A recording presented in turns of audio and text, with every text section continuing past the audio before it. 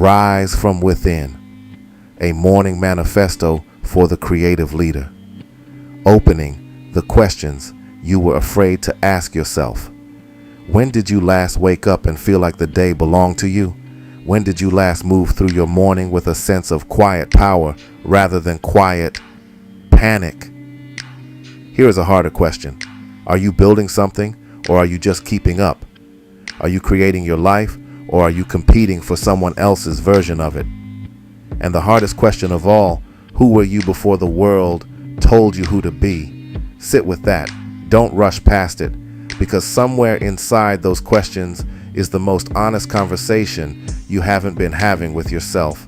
Somewhere between the alarm and the coffee and the notifications is a version of you that woke up this morning with real potential, untouched potential, waiting to be directed. The question is not whether you have what it takes. You do. The question is whether you are willing to stop measuring yourself against the world and start moving toward the person you already know you could become.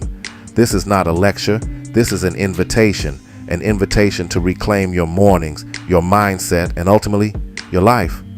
What you are about to hear is not about becoming someone else's idea of successful. It is about becoming your most honest, most creative, most fully realized self. And it starts right now, before you finish your first cup of coffee, before the day makes its demands, right here in this moment of awakening. Let's begin. Section 1, the mirror of morning. If you want to understand your future, study your morning. Not your ambitions, not your resume, not your intentions, your morning. Because the morning doesn't lie. It doesn't flatter you or make excuses for you.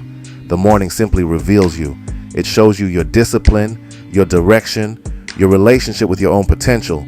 Most people begin the day as passengers. The alarm fires and they reach immediately, reflexively, for something outside themselves. A phone, a feed, a headline. Before their eyes have fully adjusted to the light, they have already handed the steering wheel to someone else. The algorithm decides what feels important. The notifications decide what feels urgent.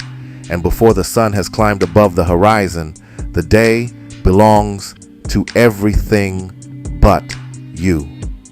But there are others, and you can be one of them, who treat the first moments of the day as sacred. Not precious in a fragile way, but sacred in the way a craftsman treats their tools. With care, with intentionality, with respect for what is possible when skill meets preparation. Shonda Rhimes, the creator of some of the most watched television in the world, has spoken about the discipline of beginning. Before the meetings, before the writers' rooms, before the demands of running multiple productions at once, she has always protected space for herself, space to think, space to arrive at her own mind before the world arrives at her door. She once described saying yes to herself as the beginning of every breakthrough she had ever experienced. Not yes to the world's demands, but yes to her own creative voice. That is a morning practice. That is a foundation. Your foundation is your morning. What you do before the world sees you determines how the world receives you. The first hour after waking is not simply time. It is a statement about who is in charge. It says, I lead myself, or it says, I am led by circumstance. There is no neutral ground. Every morning is a decision, even if you are not making it consciously. This is your invitation to make it consciously. Section 2, the creative edge. Why creativity always outpaces competition. Before we go any further, we have to talk about something that almost no one will tell you, and it may be the most important shift you ever make in how you think about success. Competition is not your friend. Not because it doesn't produce results, but because the results it produces come at a devastating cost. When you are competing, your mind is constantly measuring. Am I ahead? Am I behind? Are they better? Will I lose? Competition locks your attention onto someone else's position, someone else's pace, someone else's finish line, and when your attention is on them, it is not on you. It is not on what you are building. It is not on the unique, unrepeatable thing that only you can bring into the world. The competitive mindset is built on scarcity, on the belief that there is only so much room at the top, only so many opportunities, only so much success to go around. And when you operate from scarcity, anxiety is your constant companion. It is not occasional, it is structural, it is baked into the entire framework, because the moment someone else succeeds, the competitive mind sees it as a threat rather than an inspiration. And that is an exhausting, contracted, ultimately destructive way to live. Creativity operates from a completely different philosophy. Creativity says there is no finish line because I am not in a race. I am in a process, and the process is the point. Rick Rubin, the legendary music producer who has worked with artists across every conceivable genre, from Johnny Cash to Adele to Red Hot Chili Peppers, has built an entire creative philosophy around this idea. In his book, The Creative Act, he writes about approaching every project not with the goal of outperforming anyone else, but with the singular goal of uncovering what the work wants to become. He speaks about removing ego from the process, quieting the internal critic that says you must be the best, and instead asking simply, what is true here? What is authentic? What has never been made before? That approach has produced some of the most enduring art of our time, not because Rubin set out to beat anyone, but because he set out to discover something, and discovery is always more generative than competition. Now consider Rihanna. Most people know her as one of the best-selling music artists in history, but what Rihanna has built beyond music is one of the most instructive creative stories of our era. When she launched Fenty Beauty in 2017, she did not enter the cosmetics industry trying to outcompete what already existed. She looked at a massive established market and asked a question nobody had bothered to ask loudly enough. Why are so many people completely invisible to this industry? She launched with 40 shades of foundation when most brands offered a fraction of that. She was not competing. She was creating a new standard from a place of genuine inclusion and creative conviction. Fenty Beauty generated nearly $500 million in its first 40 days. Not because it beat the competition, but because it made the competition's entire framework look incomplete. Savage X Fenty followed the same philosophy in lingerie, celebrating bodies and identities that the fashion industry had systemically ignored. She built a billion-dollar empire, not by running faster in the same race, but by drawing an entirely new track. You cannot compete your way to something that has never existed. You can only create your way there. Think about Lin-Manuel Miranda, who created Hamilton, a Broadway musical that rewrote what theater could be. He was not trying to beat another composer. He was not watching what was succeeding on Broadway and reverse engineering it. He was reading a biography on vacation, became completely obsessed with a story that nobody thought was theatrical, and followed that obsession with relentless creative energy. The result was something nobody had ever seen before. This does not mean that standards don't matter.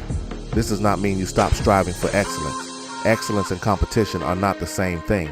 Excellence is an internal standard. Competition is an external comparison. Excellence asks, is this the best I can do? Competition asks, is this better than what they did? One question leads inward, one leads outward, and the answers take you to very different places. Every morning, you have the chance to make this choice. You can wake up measuring, scanning the landscape of who is ahead of you, who has more, who is moving faster, or you can wake up creating, asking what unique contribution you can bring to this day, what only you can make, what only your particular combination of experience, perception, and passion can produce. Choose creation every time, because creativity compounds. Every idea builds on the last. Every creative act expands your capacity for the next one. And when you're creating from your truest place, from what Rick Rubin calls your inner knowing, you are not just making something, you are becoming someone who cannot be replicated, because no one else has your particular view from your particular window on this particular life. That is your edge, not your competition, your creativity.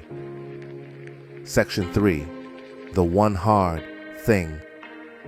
Now that we understand what we are building toward, let's talk about how we begin each day. There is a powerful transformation that happens when you choose, consciously and deliberately, to do one hard thing first, not later, not after you've warmed up and gotten comfortable. First, before the day has a chance to negotiate with your will. The hard thing is different for everyone. For some, it is physical, a run in the cold morning air, a workout when the body would rather rest. For others, it is creative, the page that has been blank for too long, the project that keeps getting pushed to tomorrow. For others, it is emotional or relational, the difficult conversation that needs to happen, the boundary that needs to be held. Whatever your hard thing is, you know what it is. You already know. Your avoidance of it is itself a kind of confession. Gordon Ramsay did not become one of the most recognized chefs and restaurateurs in the world by waiting until the conditions were comfortable. He trained under some of the most demanding kitchens in Europe, earned Michelin stars under extraordinary pressure, failed publicly with restaurant ventures, and came back each time, not because the fear was gone, but because his commitment to mastery was louder than his fear of difficulty.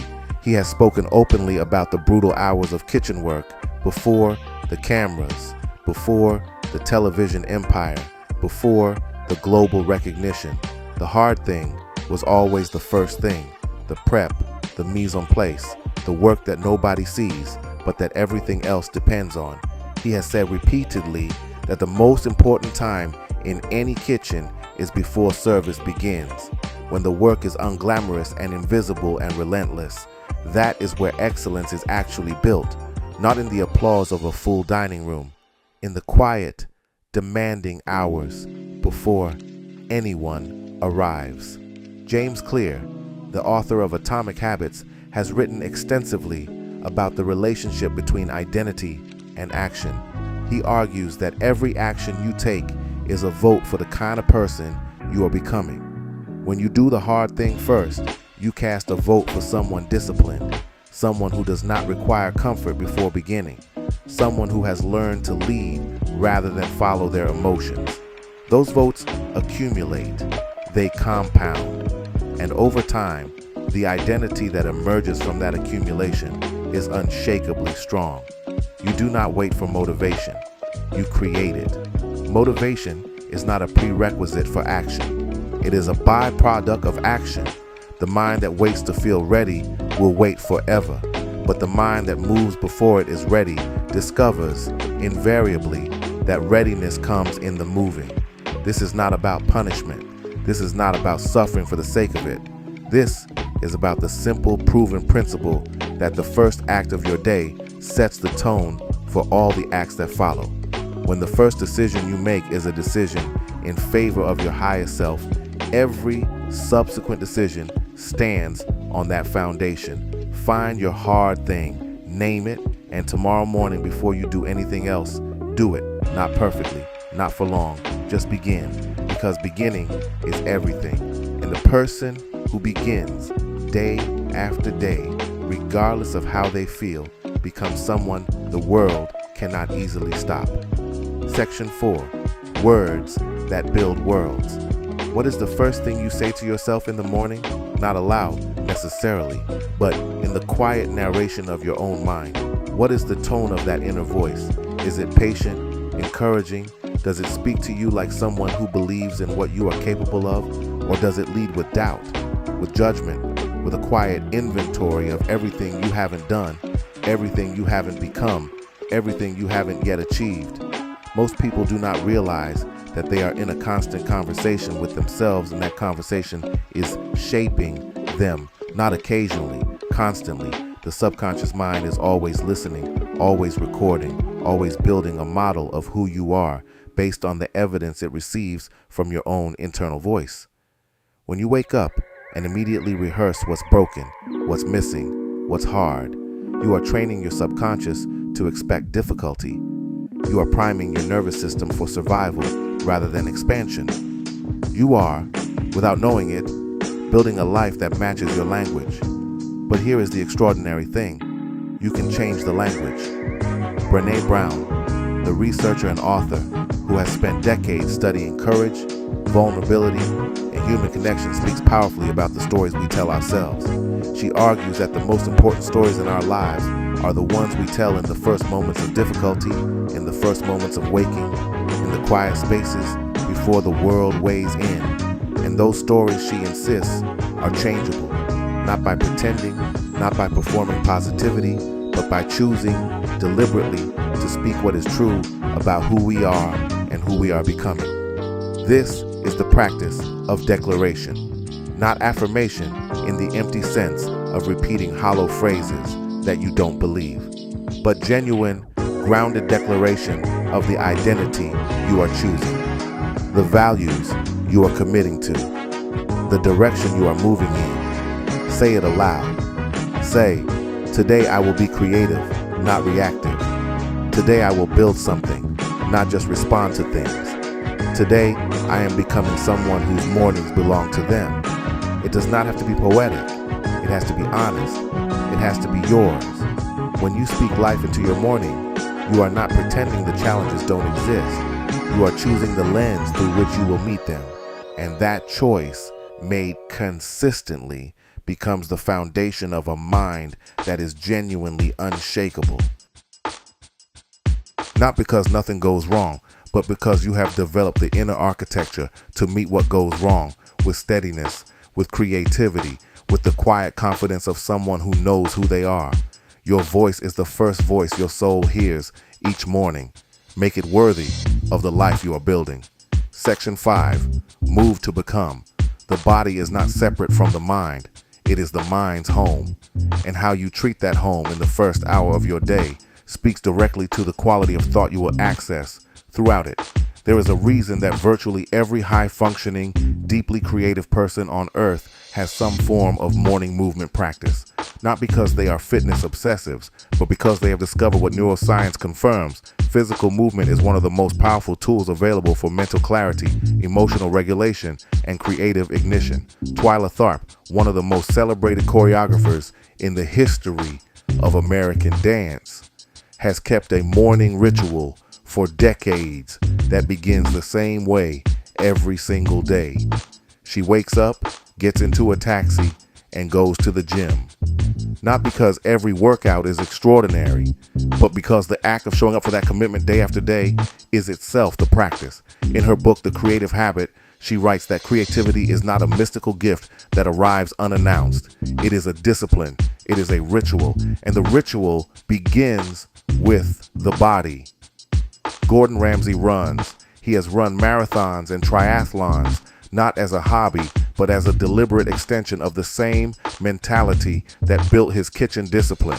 He has spoken about how physical training taught him the same lesson his culinary training did, that the body and mind are one system, and that system either gets stronger through consistent challenge or weaker through comfortable avoidance. There is no standing still. You are always moving in one direction or the other, and the direction is determined by what you do first thing in the morning before anyone else is watching or applauding. You do not need to run a marathon. You do not need a sophisticated training program. You need to move your body with enough intention that you send a signal to your brain. We are awake, we are engaged, we are ready for what this day requires of us. 10 minutes, 20, or walk outside where you breathe the morning air and let your mind roam freely. A stretch that opens your body and your thinking simultaneously. Motion creates emotion. This is not metaphor. This is physiology. When you move, your body releases the neurochemicals that support focus, confidence, and creative flow. When you sit still in the grip of anxiety or inertia, those same neurochemicals remain dormant. The fastest way to change how you feel is to change how you move. Make your morning movement a commitment, not a preference. Not something you do when you have time, but something you protect because you understand its value. Because from a body that has been honored and activated, the mind works differently, more clearly, more boldly, more creatively. And from that place, everything that follows in your day becomes more possible. Section 6, command your mind before the world does. There's a window that opens every morning, a brief, beautiful, genuinely sacred window between the moment you wake and the moment the world arrives. In that window, your mind is in a state of unusual openness. The noise of yesterday has quieted. The noise of today hasn't started. And in that rare and fragile space, you have more influence over the direction of your thoughts than at any other time. Most people do not know this window exists. They leap from sleep to stimulation so quickly that the window closes before they ever step through it. They hand over their attention to the first thing that claims it, and then spend the rest of the day wondering why they feel so scattered, so reactive, so vaguely behind. But there are people who have learned to protect this window, to move through it deliberately, filling it with the thoughts, intentions, and creative visions that will shape the hours ahead.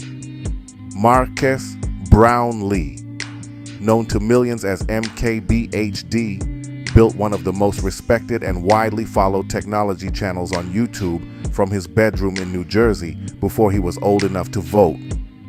What is extraordinary about his story is not just the scale he reached, though nearly 20 million subscribers and partnerships with the world's most recognizable technology brands is genuinely remarkable. What is extraordinary is the consistency and the quality. From his very earliest videos to his most recent productions, there is a clear, deliberate standard at work, a commitment to clarity, to genuine understanding, to explaining things the way someone who actually cares would explain them. He has spoken about the discipline of showing up for the work, not when it was popular, not when the numbers justified it, not when outside validation arrived, but from the very beginning, when the audience was nearly zero and the equipment was modest. He protected his creative standard before the world had any reason to reward it. He commanded his own direction before the world weighed in. That is exactly the practice we are talking about. Leading yourself first, trusting your own standard before external approval arrives to confirm it. Command your mind before the world does, not by forcing it into rigidity, but by giving it direction, by filling those first quiet minutes with what matters most to you, rather than what matters most to someone else's algorithm, by choosing consciously what lens you will use to see the day ahead. In a world that profits from your distraction, choosing focus is an act of rebellion. In a world addicted to comparison and competition, choosing your own creative vision is an act of courage. In a world that will tell you who to be from the moment you open your eyes, claiming that first moment for yourself is an act of leadership. Lead yourself first. Everything else follows from that. Section 7. Write it into existence. When you wake up, your mind is alive with more than you can hold. Thoughts, ideas, fragments of feeling, half-formed intentions, flashes of insight that arrive before the logical mind is fully awake and begins editing them out. These are among the most valuable moments of cognitive activity you will experience all day, and most people let them vanish without a trace. Write them down. Not because you are a writer, not because anyone will ever read them, but because the act of writing performs a transformation that no other activity can replicate. It takes what is formless and gives it form. It takes what is internal and makes it external. It takes the invisible and makes it visible. And in that act of making visible, something extraordinary happens. You begin to see yourself clearly. You begin to understand what you actually think, what you actually want, what you actually need. Separate from the noise of expectation and obligation. Austin Kleon, the author of Steal Like an Artist, keeps what he calls a newspaper blackout journal, but the deeper practice behind all his work is the same principle. Capture the morning mind before it gets crowded. He talks about how the first ideas of the day, the ones that arrive before the critic wakes up, before the inner editor starts earning its keep, are often the most honest and the most creatively generative. They are not yet filtered, not yet shaped by what other people will think. They are raw and real and full of possibility. MKBHD has spoken in interviews about keeping notes, about capturing the questions and observations that occur to him before the production process begins. The ideas that start as a quiet curiosity, a genuine wondering about how something works or why something matters, that later become the most engaging videos he produces. The writing is not separate from the creative work. It is the root system beneath it. What gets written gets remembered. What gets remembered gets pursued. What gets pursued gets made. And what gets made builds the body of work that defines a creative life. Write 3 things you are grateful for. Write 1 intention for the day. Write 1 sentence about who you are choosing to be.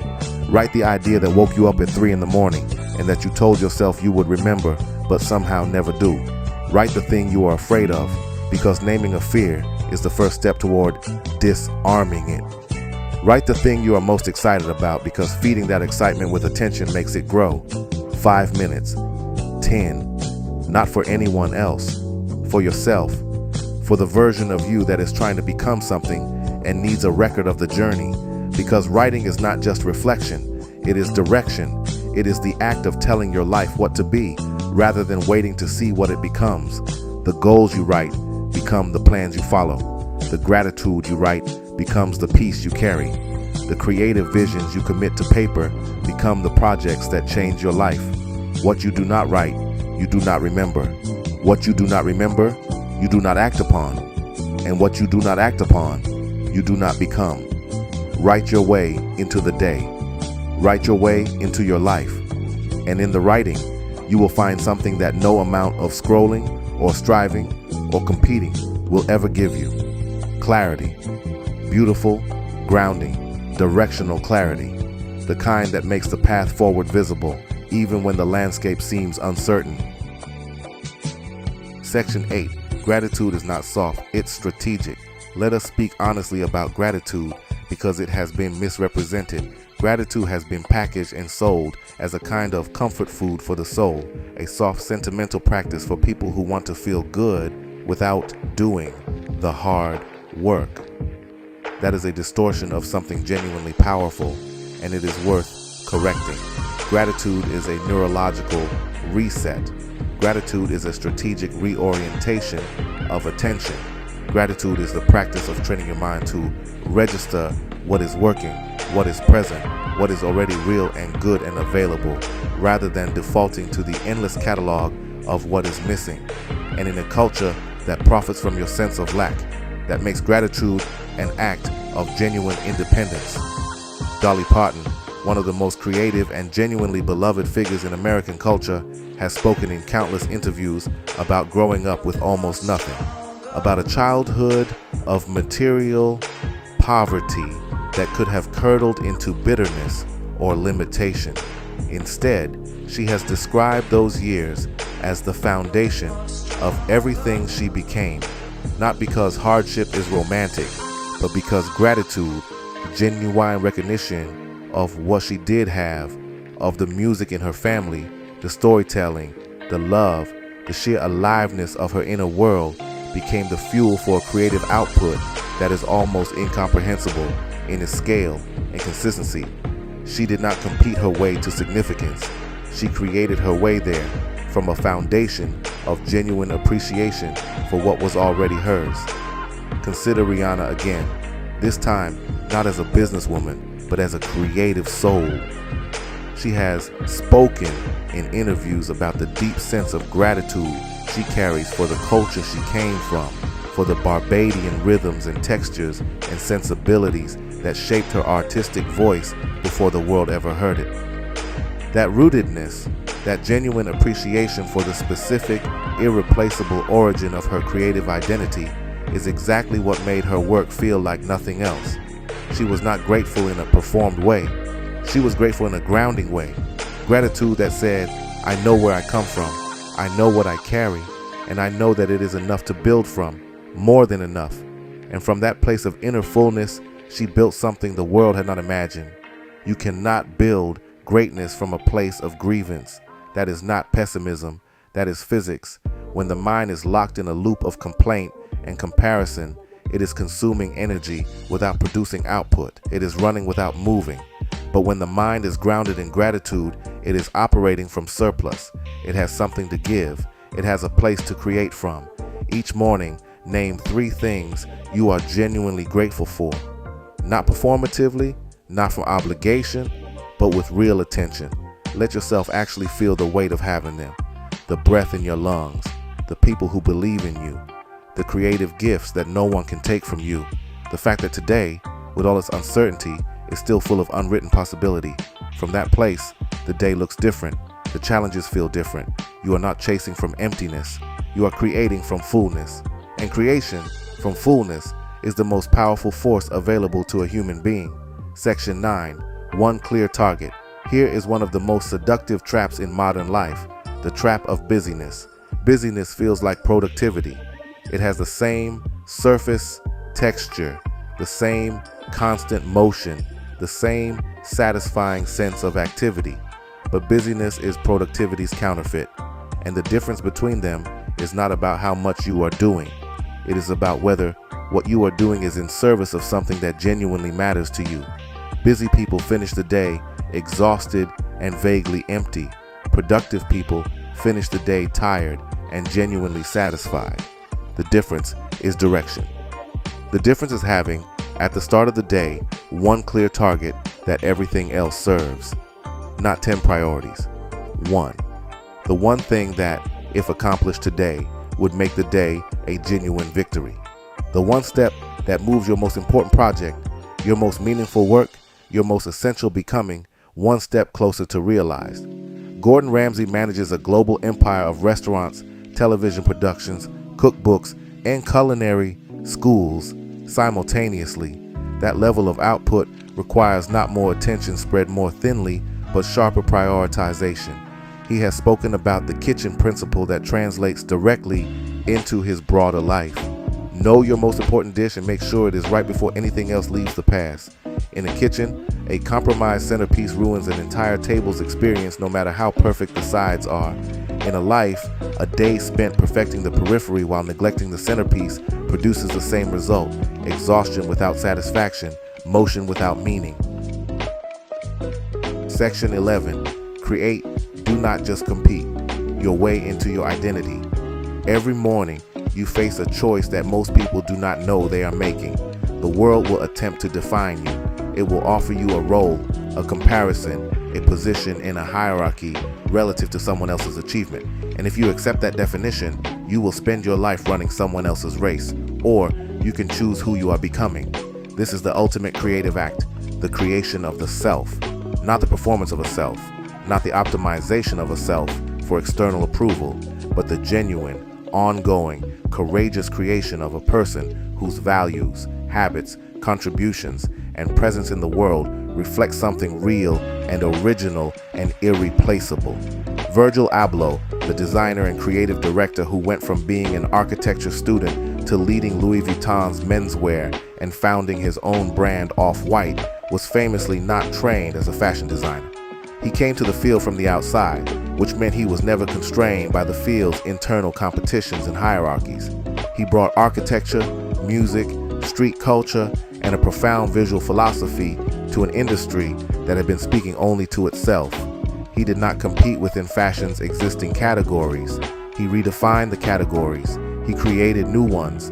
He looked at the world through his particular window and made things that had never existed before. MKBHD did something remarkably similar in the world of technology media. He did not enter an established system and try to climb its existing ladder. He built his own from scratch in his bedroom, driven entirely by genuine curiosity and an exacting creative standard that he held himself to long before anyone else was paying attention to enforce it. He has spoken about the early years when the work was his own reward because the external rewards had not arrived yet, about deciding clearly and deliberately who he was going to be as a creator, what standard he was going to hold, what voice he was going to develop, and then showing up for that identity every single day. The world did not give him permission to have a standard. He gave himself permission, and then he lived up to it until the world caught on. That is the invitation of every morning, not to be better than someone else, not to climb higher on someone else's ladder, but to build something that only you can build, to ask, what does my creative life want to become, and to move toward that answer with consistency, courage, and genuine joy in the process. Decide who you are choosing to be today, not in reaction to what the world expects, or what comparison demands, but in response to your own deepest knowing. What kind of presence do you want to bring into every room you enter? What kind of work do you want to put into the world? What kind of person do you want to become in the process of becoming something? Speak it aloud. Stand in it. Let your choices throughout the day reflect it. And when doubt arrives, as it will, return to the decision, not with defensiveness, with quiet certainty, the certainty of someone who knows that they are building something real, something their own, something that cannot be competed away because it doesn't exist in competition with anything. It exists in a category of one. That is the most powerful place to create from, and it is available to you right now. This morning, closing your invitation to move forward. You have just spent time with some of the most powerful practices available to a human being who wants to live with intention, creativity, and genuine purpose. Not as a performance, not to impress anyone, but because you are, at your core, a creative being who is capable of something the world genuinely needs. And now, a final question, not to leave you in reflection, but to send you into action. What's the one thing you know right now that you need to begin? Not the complicated thing, not the perfect plan, not the version you'll pursue when everything lines up.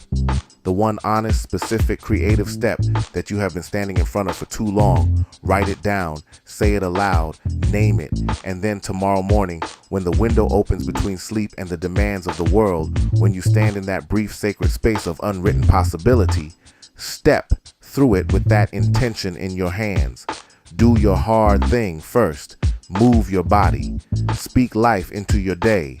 Claim the stillness that makes everything else possible. Write the idea. Set the target. Choose who you are becoming. Not because it is easy, not because the path is clear, but because you were not made to drift. You were made to create, and every morning is an invitation to begin again, more honestly, more boldly, and more fully than the morning before. Rihanna did not build an empire by waiting for permission. She saw what was missing and made it. Gordon Ramsay did not earn his stars by waiting until the pressure subsided. He built his standard in the fire and kept it there.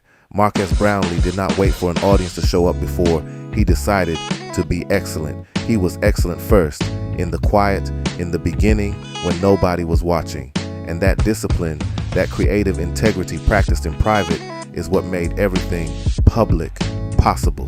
The world does not need another person trying to win someone else's race.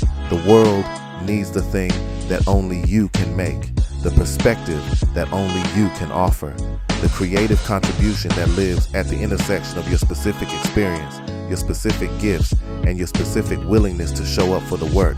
That is your edge. That is your purpose. That is the reason the morning is waiting for you. Go rise, go create, and go become the person this world has been waiting for.